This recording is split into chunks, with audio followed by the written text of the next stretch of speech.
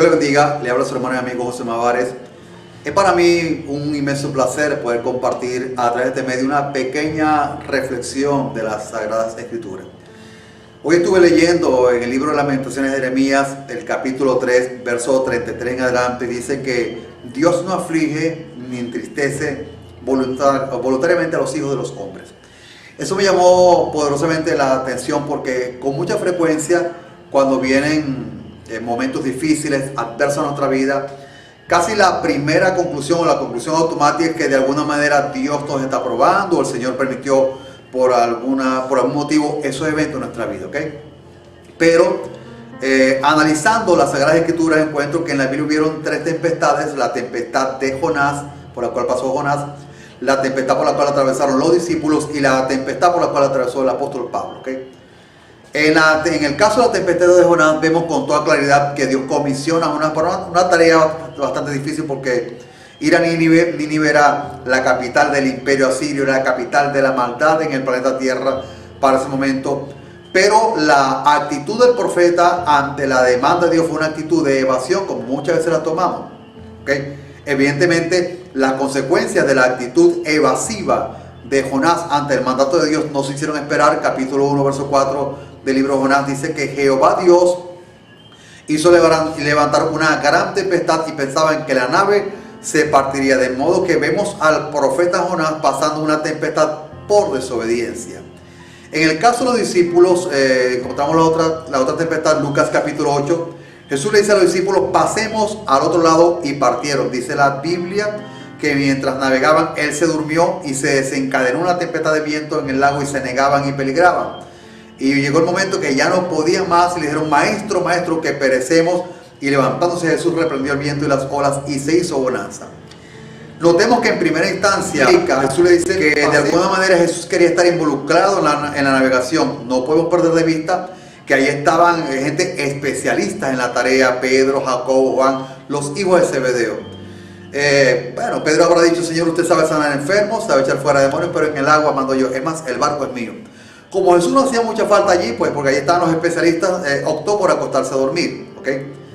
Vino una tempestad sobre ellos, usaron sus recursos humanos, sus conocimientos, sus capacidades, sus habilidades humanas, pero la naturaleza logró sobrepasar sus capacidades. Llegó el momento en que entendieron que su única alternativa era llamar al maestro, ¿ok?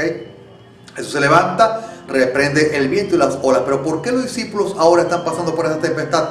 Evidentemente ellos están sufriendo esta adversidad por autosuficiencia, porque pensaban que sus propias capacidades podían ejecutar el mandato del Señor, que muchas veces nos pasa eso lo mismo en la vida cristiana. La Biblia dice en el libro de Proverbios: no te fíes en tu propia prudencia, fíjate de Jehová en todos tus caminos, reconócelo en todos tus caminos y él enderezará tu vereda.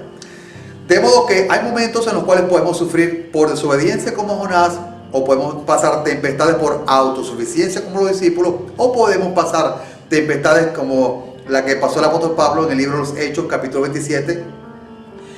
Dios comisiona a Pablo para que vaya a Roma a anunciar el evangelio del reino, y partieron. Pablo no iba en un yate, un catamarán de lujo, iba preso, amarrado con una cadena con un centurión llamado Julio. A veces pensamos que cuando Dios nos comisiona para una tarea, pues las puertas se van a abrir, fama, aplauso, alfombra roja, y no siempre es así. Algunas veces van a haber serias dificultades para lograr ejecutar los mandatos del Señor.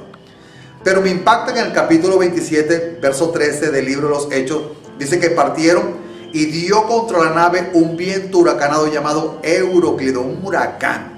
Nos preguntamos: ¿por qué el apóstol Pablo está en un huracán? Pues él está allí porque está obedeciendo una orden de Dios. En conclusión, en lo que es el transitar de nuestra vida en el reino de Dios, podemos sufrir por tres causas. Podemos sufrir por desobediencia como Jonás, podemos sufrir por autosuficiencia como los discípulos, o podemos sufrir por obediencia como hizo el apóstol Pablo.